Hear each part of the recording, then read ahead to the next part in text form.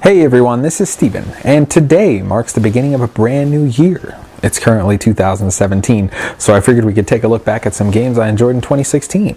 Now, this might sound a bit strange, but 2016 was a bit meh for me as far as games go.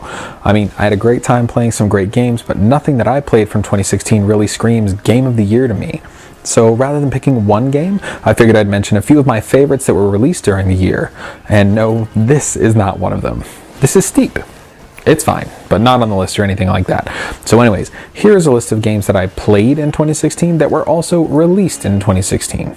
It's mostly accurate, but if I left off a couple, it's because I knew they weren't one of my favorites. So here we go.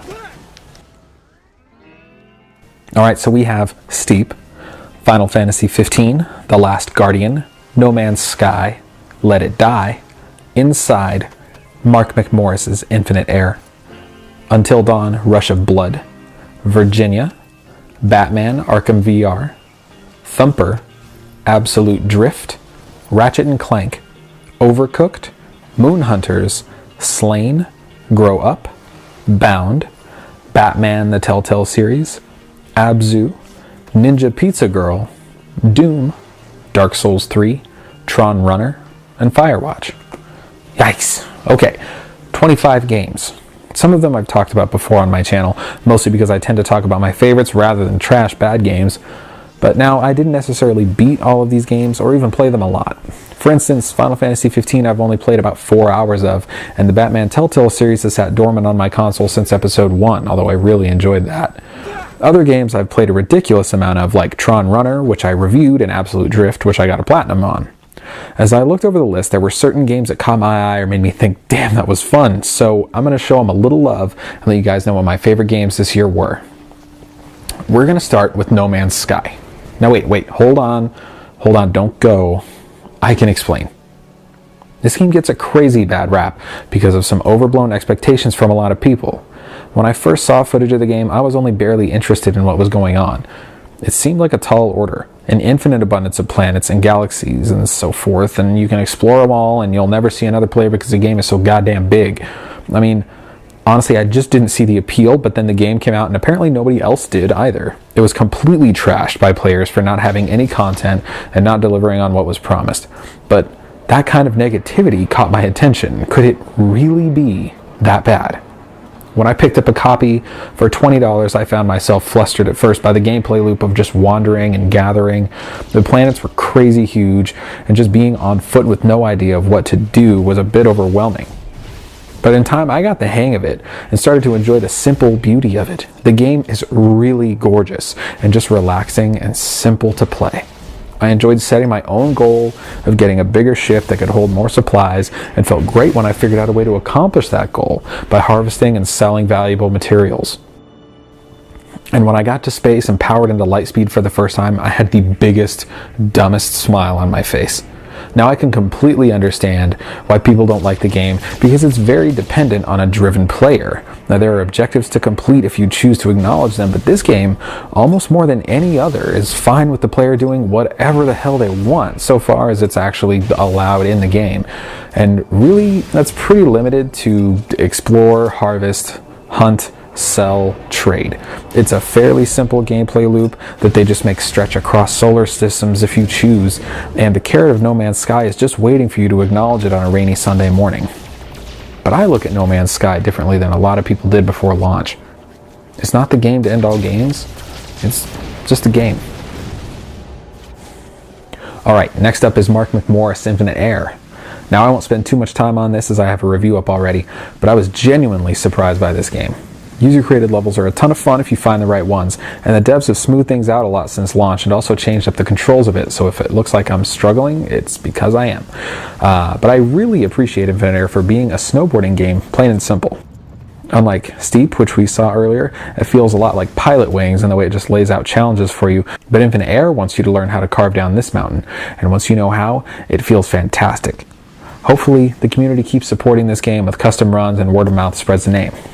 Check it out. Speaking of a game I've already talked about, here is Thumper.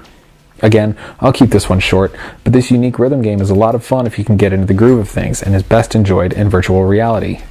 This was captured in the standard mode, and things just aren't as enjoyable this way, at least to me. Check out Thumper if you like simple controls but deep gameplay, and especially if you like music games. Ratchet Clank was a game that was kind of on my radar when it released, but it came out right around the same time as Dark Souls 3, so I let it fall by the wayside. And also, I tried one of the games in the series before and wasn't super impressed, but I definitely changed my mind once I got my hands on this one. This game's sole concern is to keep the player having fun at every turn. A very noble concern, if I do say so myself. And the game achieves that with gorgeous visuals, hilarious dialogue, and seriously satisfying gameplay. You will enjoy powering up your favorite weapons almost to the point of ridiculousness. Much like this disco ball gun you see, forcing all the enemies to dance. And then the flamethrower comes out, and then this game rocks. It has the soul of the classic 3D platforms that you rarely see anymore, with all the trimmings that we expect from modern games. So if you've enjoyed previous games in the series, or similar ones like Sly Cooper, or Banjo-Kazooie, or Conker's Bad Fur Day, then give this one a try. Overcooked is a dangerous game. I have never played it alone, learning that it is best enjoyed as a couch co-op title. And holy hell, be careful who you pick as a partner in this one. What seems like a throwaway game is secretly a super fun, super accessible, and super intense time and resource management challenge. 2 players work together in a kitchen to get out as many orders as quickly as possible. Seems simple, but the game constantly throws variables your way. At every new level I thought, there's no way we can do this. But we did, and that's what's great about Overcooked. All of its challenges are doable, and they don't overstay their welcome. They might throw something completely frustrating your way, but it may never appear again. Like that one level where you play completely in the dark. What the hell is that about? Talk about a safety hazard. The health department would have us shut down in a second. Anyways, grab a rock-solid friend and your sharpest knives and get ready to chop some onions. So shout out to my girlfriend for making it all the way through the campaign with me with 100% completion. Also, shout out to my girlfriend for not being too disappointed when I burned the soup. A lot. Back to a familiar favorite, Grow Up is just plain and simple fun. I can't believe this game doesn't get more praise for being completely charming and addictive. My dopamine receptors go nuts when I'm playing this game because there's a ton of things to collect and a pile of upgrades to find scattered about this huge planet and its surrounding asteroids and moon, and I don't know where they could go with another entry in the series, but I would love to see them give us a third. Now, do I think it will happen? Not really, but I never thought we'd get this game either, so never say never. Family-friendly fun is here in spades, so give this gem a try. Dark Souls 3 would probably be the closest thing to an actual game of the year to me, but I believe it was a step back from the original in a lot of ways. I still love the series' convoluted lore and punishing systems, and the depth of the mechanics is crazy deceptive. You've probably heard of Dark Souls before, but if you've never played one, then this might be a good entry for you to start with. It's more straightforward, more forgiving, more accessible than the previous entries in the series, but a lot of the fan service will be lost on newcomers. It's still a phenomenal game, and better than pretty much any series out there, so that's why it gets a nod in my best of 2016. And finally, Firewatch.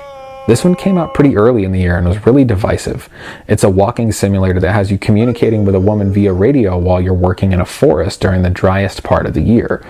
Contrary to most games, the opening is actually astonishing and the ending is rather tame. That being said, the journey is more important than the destination, and what a journey it takes you on.